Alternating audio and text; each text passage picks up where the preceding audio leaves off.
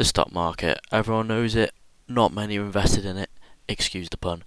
But we're going to change that right now, aren't we? I just want to make this clear. I'm not claiming to be a guru and this is not financial advice. So let's get into it. If I asked you to think of a stock you use every day, what are you thinking of? You're wrong, it's Google. At the time of recording, Google's stock price is currently at 114. You can also see that it's up 65% in the past year. It doesn't take a genius to know that's really good. You can also see that other items noted below, such as the market cap, PE ratio, and dividend yield. These are all different factors that affect every company's stock price, so we'll go through them now. First up, we have the revenue, the total amount of money a company has received. This is without any expenses taken into account, which is why there's a difference between profit and revenue. As you can see from the graph on screen, which was taken from Qualtrim, which I suggest, non-financially advisably wise, that if you are serious, you should definitely get a subscription to this. It's very, very good. Google has many different sources, from YouTube to its ads to its service engine, which makes it very diverse. Next up, we have the price/valuation itself. This works off a supply and demand system. If more people buy it, the stock will go up. If a lot of people sell it, the stock will go down. I would like to note here that majority of the market influence comes from the hedge funds, the banks with massive majority of the stocks, which end up making a huge shift due to the volume being sold or bought. Most day-to-day retail trading wouldn't affect the stock unless it's like GameStop, which, as it happened, went through the roof and then came back down again. The value of a stock also gets changed by news and economic factors, such as, I hate to say it, war.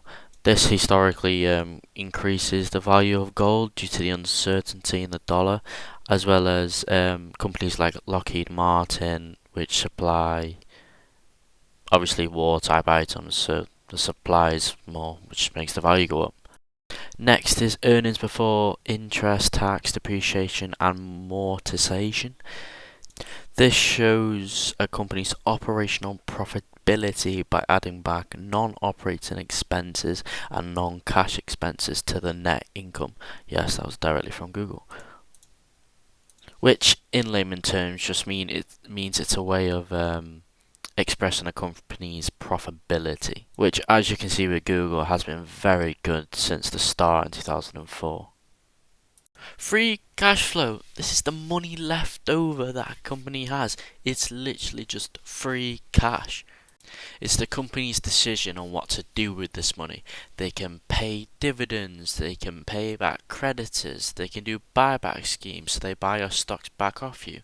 It really is up to the company, and some people that I know of only go for dividend stocks, say, and then some people only go for stocks that reinvest back into themselves and don't have any dividends. So it depends what kind of thing you're looking for. In my personal opinion, I do a bit of both. I think a bit of dividends is great. I can put it back into that company myself, or if a new opportunity comes up, I can put it into a different company. So it's a win-win for me. Oh, speaking of dividends, here they are. As you can see, Google has a relatively small dividend cycle. They do one a quarter, which depends how much money you've got in there, obviously. If you've got a large amount of stock, you'll get a large amount of dividends back.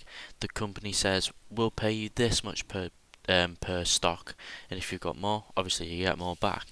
But yeah, I remember them not too long ago with Costco. They had a special one-off dividend, which was increased dividends rates due to their just large amount of free cash flow, so they thought they'd reward stockholders, which was very nice. Earnings per share. This is how much of a company's net profit is associated to outstanding common stock, which in layman terms is just another a way of measuring profitability.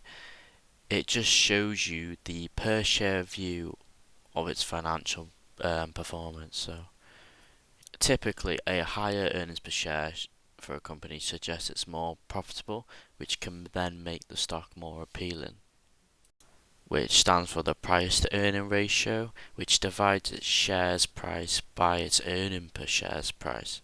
A PE of 15 means investors are going to pay $15 for every $1 of the company's earnings. A higher PE ratio often signals high growth expectations from investors, whereas a low was the opposite, where they suggest lower growth or that the stock is undervalued, which could lead to a potential buy. You would usually only compare PE ratios between companies in the same sector, for example utilities or technology, because they tend to vary depending on the category.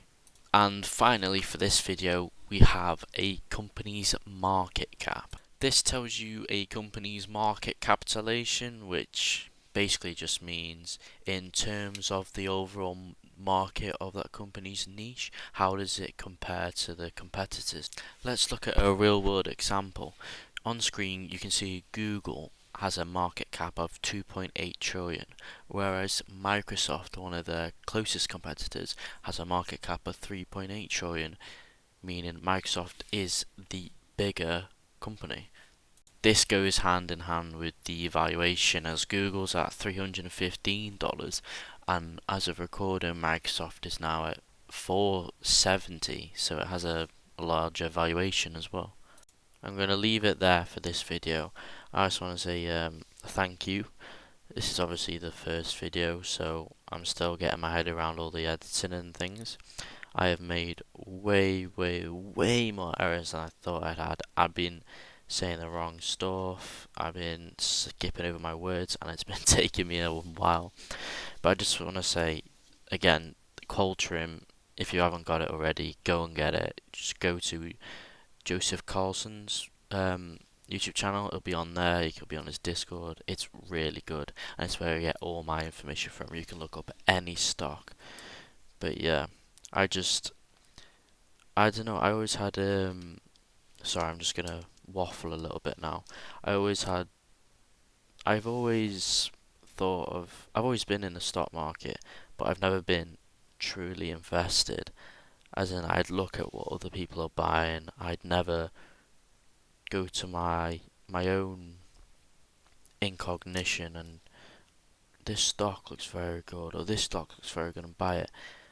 I always wait for people to tell me, so I'm hoping by doing this and explaining it, it'll become more clear in my own head, so then it'll help me improve as an investor in the long run. Well, that's what I'm hoping anyway, so we'll just have to see. And if anyone has any feedback or anything, it would be greatly appreciated, as I'm still learning. It's gonna take a while, but I can stick through it, I think. But yeah, enjoy.